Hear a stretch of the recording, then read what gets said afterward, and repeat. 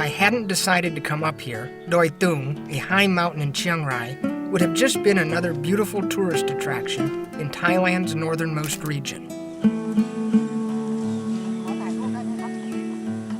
I would never have learned about how tens of thousands of lives had been striving to gain more security for their future.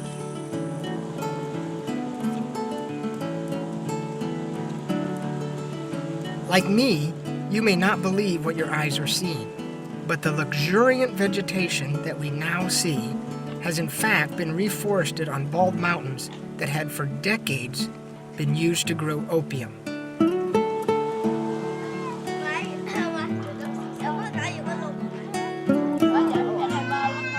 This place has deeply astounded me. It is unbelievable that these hill tribes peoples' once poverty-stricken means of livelihood has been changed from growing narcotic plants to farming cash crops. And this has all materialized in a conflict-free and firmly sustainable manner.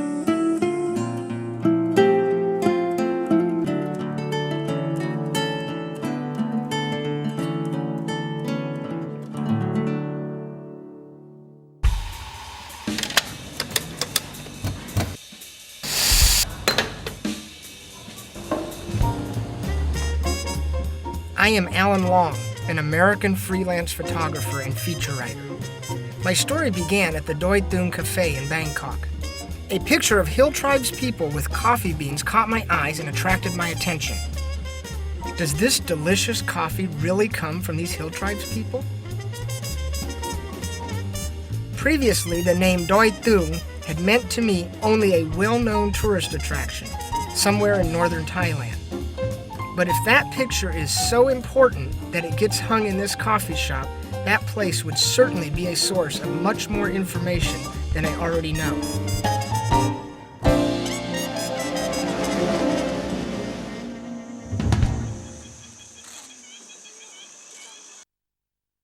I decided to travel to the northernmost area of Thailand in order to discover the story of this coffee and the people on that high mountain.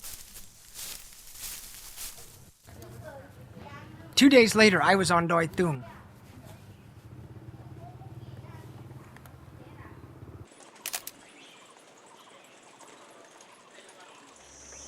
The Mae Pha Luang Foundation sent an official from the Doi Tung Development Project to pick me up. He's the son of Mom Ratchawong Dit Natda Dit Sakun, who is Secretary General of the Foundation and the private secretary to the Princess Mother, the mother of the present King of Thailand. Thank you very much. How was your stay last night? It was wonderful. The air was so fresh. I just slept like a baby. That's good. Glad to hear that. We ready for the tour? I sure am. Oh, cool. Let's go. All right, thanks. Just get in. Go ahead. Thank you. Kunduk is the Chief Development Officer of the Mae Pha Luang Foundation, related to me that coffee grown on Doi Tung is the Arabica species, planted at an altitude of between 800 and 1,200 meters above sea level. The promotion of coffee plantations among the hill tribes people started 20 years ago. Doi Tung in the past was all barren land. People here used to grow a lot of opium to make a living because it's the only crop that market would come to them. And opium is used also for medicine. But it would only feed them about 6 months in a year, and they have to find whatever they can from the forest. And so one of the things that they do a lot here is slash and burn cultivation, which is to cut down trees and then burn and then make the land into some form of agriculture. And it has not proven to be very sustainable. And people here, a majority of them are living under poverty. And there are a lot of issues with malnutrition, health issues, and so on and so forth. The project came about because of my father's anticipation. When the Princess Mother told my father that when she turned 90, she will no longer travel to Switzerland. Usually she would work for 2 years, and then she would take 2 to 3 months rest. At the age of 90, she would no longer travel to Switzerland to rest. When she was about 87 or 88, my father started looking for a place in Thailand that has a similar weather and temperature as that of Switzerland. And we found this place, Doi Tung. So we invited her to come and visit. She came, and my father asked her whether this is something that she would like to do, to come and build a home here and stay here. and she said that if just building a home without nothing to do, she would not. And my father knew that she has always wanted to do reforestation project. So, he asked, and she said yes, she would like to do reforestation project here in Doi Tung. So at the age of 88, Doi Tung Development Project began. So that's how the whole project got started then? Pretty much, yes. Her Royal Highness the Princess Mother always said that nobody wants to do bad things, but they just never have the opportunity to do good things. So when we go about doing our development project, we try to address these issues. We believe that most of the time the people are stuck in the vicious cycle of sickness, poverty, and ignorance. That's the fundamental root causes of what we have seen in most part of the world. So when we go about doing our development projects, we try to address these three issues. So then were the local people just willing just to switch right over to planting coffee, or was there a process involved in that? Well, there are several steps. I think what we're trying to do is that we want to rehabilitate the people and rehabilitate the land. So when we go about doing that, we turn opium grower and farmers into wage earner. We pay them to plant the trees and to look after the trees. What we have also realized is that this would only provide them with short-term income opportunity. So we have to find a way for people and nature to live together, and that's when we started thinking about shade-grown trees and economic forestry, and that's how coffee came about.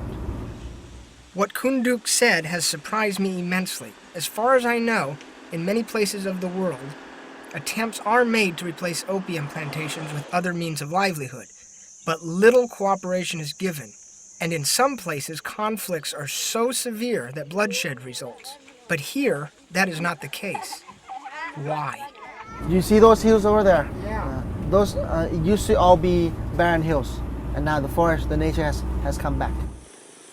What is before me now bears hardly any resemblance to Kun Duc's statement.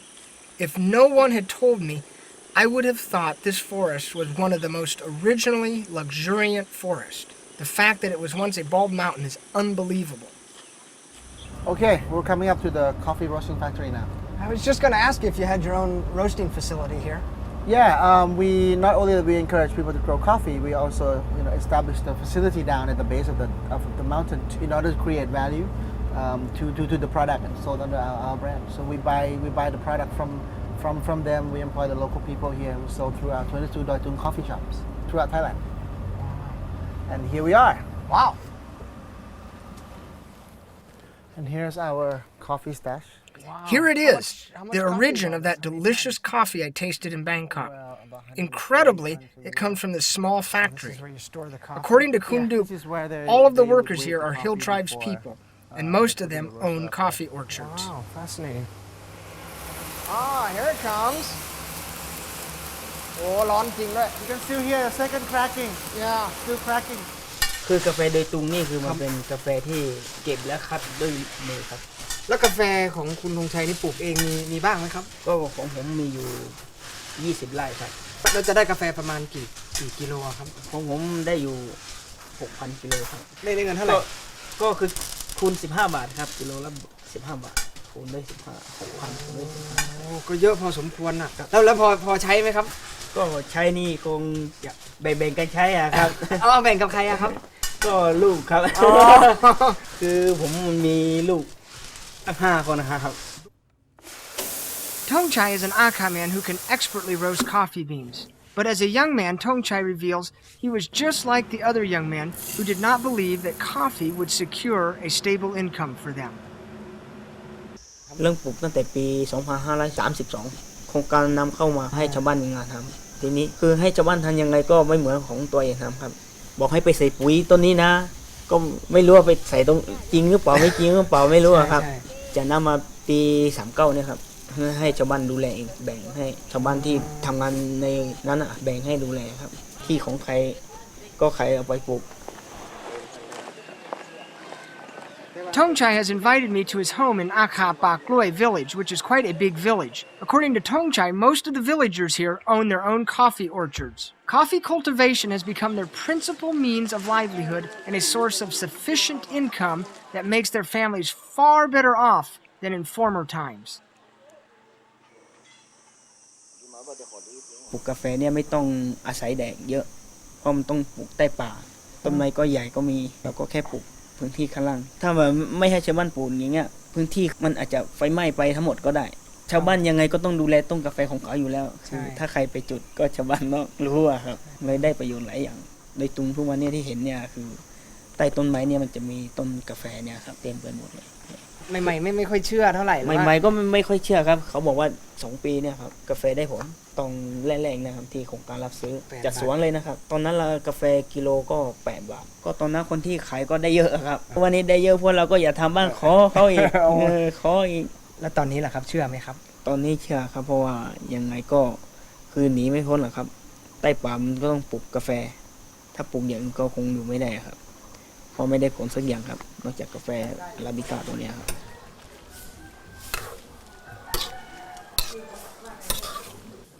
Tongchai has invited me to dinner at his house. I have met Naramon, Tongchai's wife, and their children. Naramon is a housewife, and their 5 children go to school in Doi Tung. I sense that Tongchai's family is a loving family, and they all appear to be very happy. In Doi Tung, we try to sustain economic, social, and environment, and recognizing the vicious cycle of sickness, poverty, and ignorance. So in our work, we first address the issue of health because sick people cannot work effectively. Once you have solved that issue, then you focus on their livelihoods. Doi Tung is a 30-year project, so we are now at our last stage, which we focus on education, particularly for the newer generation. So how did the project go about reaching its goal? Well, when we started, we established 2 schools that are taught by Border Patrol police officers, and after that it has been expanded to 8, so 6 more. And then in the year 2003, we adopted the Montessori teaching methods. What is the Montessori teaching method? Well, it's a child-centered learning approach where students can choose to learn from various equipment that are available in the classroom. Oh, how fascinating. And this is the man in charge, Tony. Hi, Tony, I'm Alan. Tony, would you like to follow me? Tony is a British volunteer hired by the project to develop a Montessori curriculum at this Kayang Patana school to be a model. The classroom looks different from other classrooms in general, and the children even appear to be playing.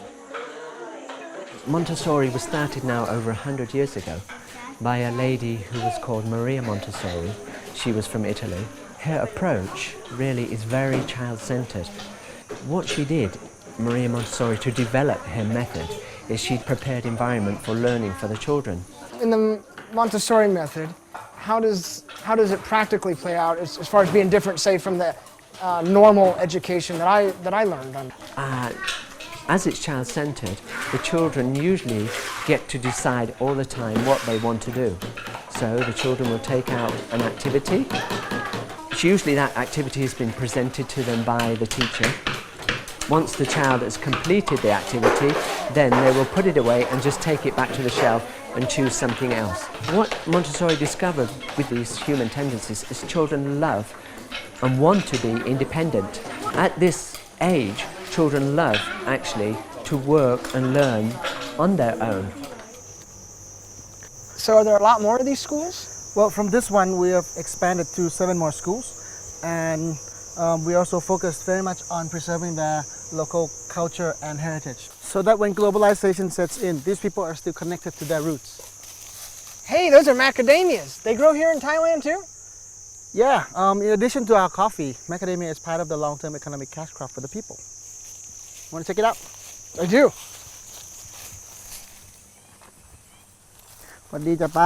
It's quite surprising to see hill tribes people picking macadamia nuts in northern Thailand.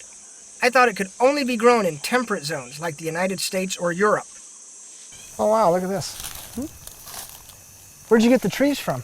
Well, from Australia. I went with my father when we were first looking at potential economic cash crops, and macadamia was one of it. That was many years ago. Yeah, 20 years ago. Wow, long time. Yep.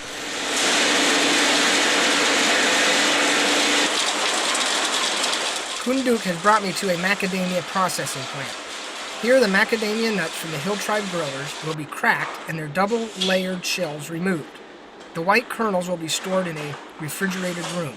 Later, they will be apportioned to be baked and flavored according to the market's demand. According to Kunduk, macadamia nuts generates an annual revenue of tens of millions of baht.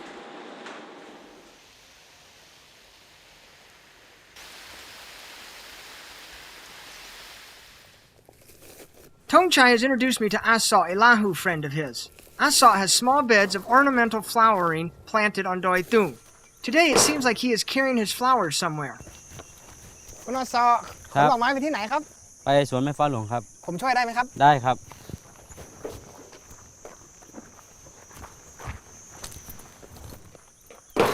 I can see in this area there are many flower beds belonging to different owners. Asa said they belong to fellow hill tribes people. They make a living by growing ornamental plants and then supplying them to the Mae Fa Luang garden.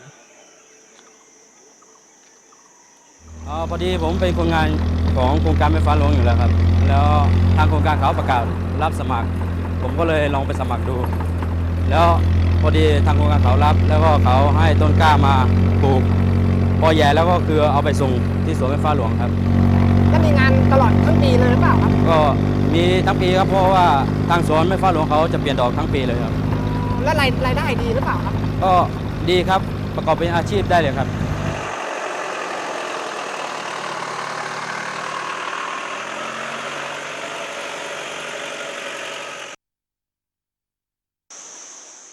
Mae Fa Luang Garden is a flower garden situated in a valley on Doi Tung.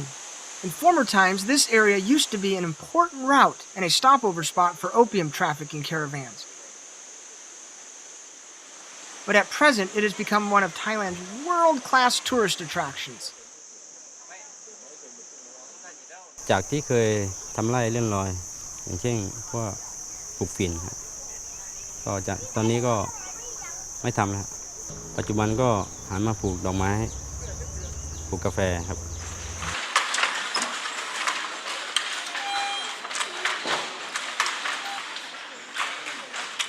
There are a total of 6 ethnic minority groups here, a total of about 29 villages. And a lot of the people here have a local wisdom and they're good in weaving. So what we're trying to do is grafting on their existing knowledge by providing them with a more appropriate loom and also with the market-driven design. They're able to produce product that actually meets the requirement of the market and are able to sell at a higher price. And the Princess Mother has always said that whatever we do here, we have to meet the standard. We should not do it at a loss. And the people should buy our product because of its quality rather than buy it out of charity because it would never last.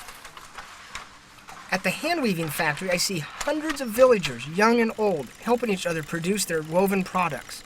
These people who once lived in destitution are from several villages on Doi Tung.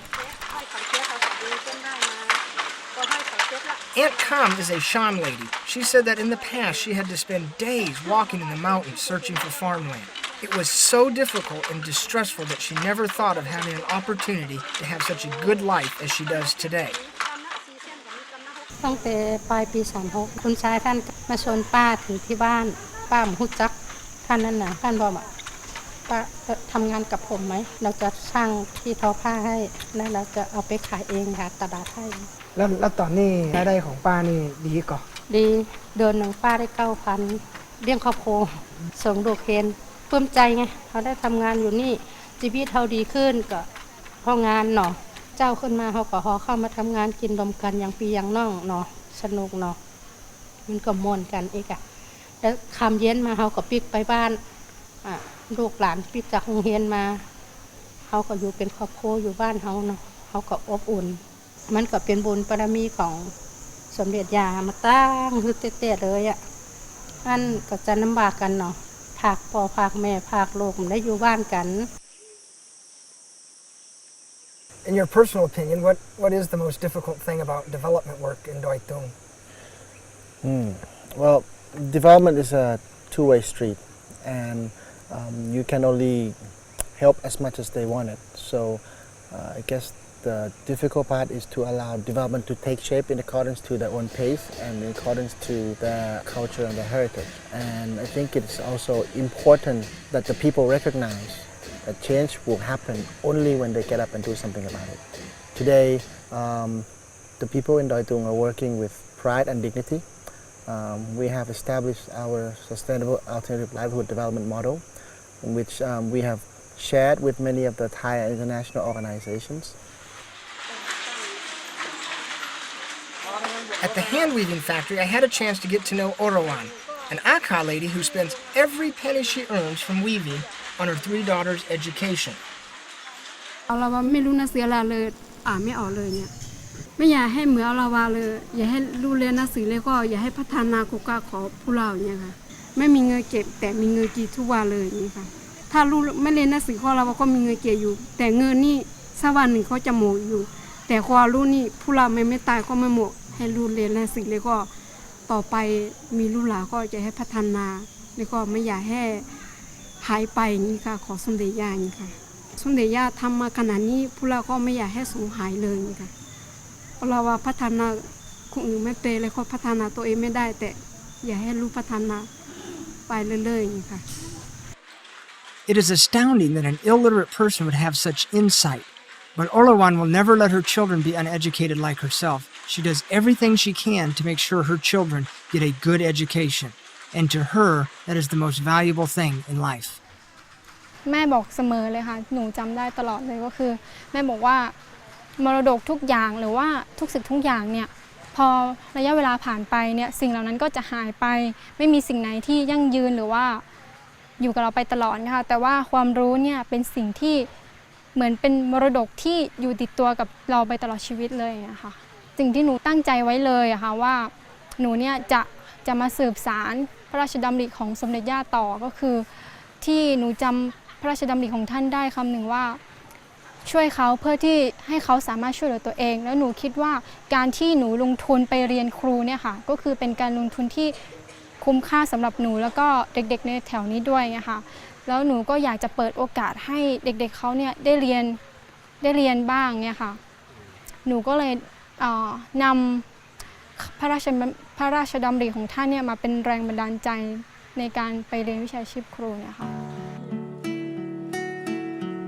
It is difficult to describe in words how these people feel towards the Princess Mother. It is not just a fleeting emotion or utterance of frivolous words, but it is the feeling from the bottom of their hearts, a feeling of pride and happiness to be standing on their own 2 feet. Such a feeling of gratitude towards the Princess Mother cannot be detached from their lives. And recently we have been recognized as one of the world's leading model in sustainable development. And the foundation has set up a new unit called the Center for Social Entrepreneurship, where we provide assistance to other countries. A great deal of knowledge has been acquired throughout the nearly 20 years of Doi Tung Development. The project for substituting alternative cash crops for narcotic plants has progressed by leaps and bounds and has become a model for the development of sustainable livelihood in many regions, both in Thailand as well as in Myanmar, Afghanistan, and Indonesia. We worked in the Greater Mekong sub-region with a specific focus in Myanmar, and we also work in Afghanistan and in Aceh, Indonesia.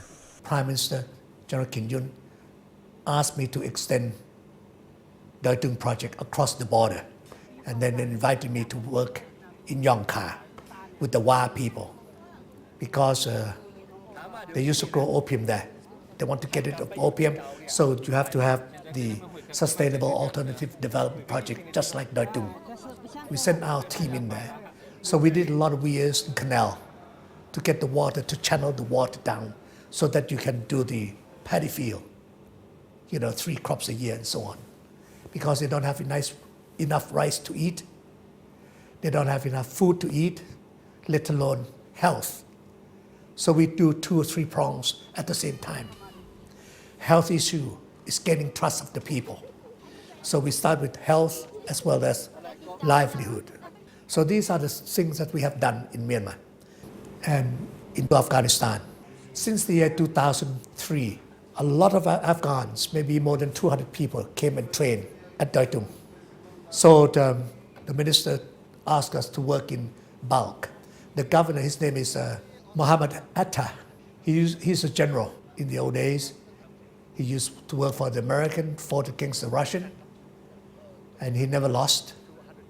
And he fought against the Taliban. So he won also. Asked him, would you like to win another war? This is well known. The war against drug. And if you can get rid of all the growing opium in bulk, you will be looked up to. He said that if I help him, he will do it. We thought about the sheep bank. There, the sheep is the assets of the people. If we can stop the mortality rate or reduce the mortality rate from 25%, 10% right down to less than 3%, which we were able to do so in Yongka. So we trained 18 of them, and we bought bicycle, motorbike, and give them the medicine and taught them how to do it. So we have the altogether 287 flocks. So we want to reduce it down. And the first 3 months, nothing died. So people starting to believe in us, but we have to travel with the sheep. Our staff has the GPS. So they have to get a GPS, to start in the morning. And wherever they go, where the flocks are, they get the GPS. So we know exactly the whole year where they move out, or where they move and they go and graze. And these people will go with them to graze and then to do this thing. 10% of the baby, female baby, they got to give back to us. Then we'll give this baby to new families who are risky in going to involve in drugs. Our main aim is to get people out of drugs, not to grow opium. The Aceh is different. We take a barefoot doctor in malaria, go and help the people and animal. So we treat these first, and later on we come along again to the water. They have plenty of canal, concrete and so on, even concrete. We identify altogether, they already have done 27 weirs, but only 2 can work, only 2. So 25 weirs we know how to, and so on. We brought in the hybrid corn. They never have done it. I got the school teacher. The villagers wouldn't do it. They don't believe it. School teachers, they are smarter. And they got the risk of the students to come and work in the field of the school field. So we get the water into the school field. And we get the students and the teacher to come. And the thing grows so much. And after harvest, they can sell it very much so. And all the money goes to the school. What is the ultimate goal of the Doi Tung Development Project? The goal is to transfer part or all of the commercial operation to the local communities so that they will become both producers and owner of the brand Doi Tung. So then the project's just about finished. Then what's going to happen? Well, I wouldn't say finished, but there will be certain aspects of the operations that we will continue to maintain. However, we have to make sure that the local communities are playing a larger role in governing and maintaining the economic, social, and environmental balances. And to me, once they are able to do that, it is the true definition of the word sustainability. If you can help them to help themselves, and you can get the key performance indicator or the KPI, that whatever you put in there, what do the people get out of it? This is a key. We always have this in the back of our mind at all time. If you put the money in there, in any project, in anything, what do the people get out of it? That's my first question. My second question, if it's your own money, would you put it like this? After all this money is from taxes from the people. So you must be able to scrutinize and transparency on this issue from day one, so that the name of the game is clean, clear, and what do the people get out of it? Inasmuch as I had been thoroughly informed of the Doi Tung Development Project, I believe that these villagers will be able to maintain this project on their own in accordance to the Princess Mother's aspirations. Tongchai is still doing his job roasting coffee beans every day, particularly when orders for large quantities are placed. Today, he has become a coffee roasting specialist and doesn't think of quitting his job. ผมก็คิดว่าผมต้องทำกาแฟต่อครับเพราะว่าชาวบ้านที่ปลูกไปเนี่ยมันเป็นพันตันครับตอนนี้ผมก็หาความรู้ไปเรื่อยๆครับหาประสบการณ์ไปเรื่อยๆผมว่าผมก็น่าจะมั่นใจ90กว่าครับว่าถ้าโครงการไปจริงๆแล้วก็ผมก็น่าจะอยู่ได้ผมต้องเอากาแฟที่ชาวบ้านปลูกเนี่ยเอาไปขายได้ราคาให้ชาวบ้านอยู่ได้ไม่ให้ไปพึ่งพายาเสพติดครับผมทำตามที่สมเด็จย่าท่าน บอกไว้ว่าชาวบ้านต้องอยู่ได้ครับป่าก็ต้องอยู่ได้ แล้วเราก็ต้องทำให้ได้ครับ I don't know what to say, but I have full belief and confidence in what Tong Chai has said, which corresponds to Kung Duk's statement that we're helping them so that they will be able to stand on their own 2 feet. I am deeply impressed by the Princess Mother's loving kindness towards these disadvantaged people. Even though she was the mother of the King of Thailand, she willingly dedicated her life to helping these people. I have never seen any country's monarchy as concerned about and helpful to its subjects. I am not surprised at all why people speak so praisefully of the Princess Mother. Whether you believe me or not, I feel that the hot coffee I'm holding in my hand now tastes completely different from the coffee I drank last week in Bangkok. I don't know why. It may just be my imagination. Yet I do know that what's in this cup is not just coffee, but it's the life of people who once lived in destitution and in indignity. Today, however, they continue to persevere with pride and happiness, and I believe that more great things will happen and be sustained on Doi Tung. I really do.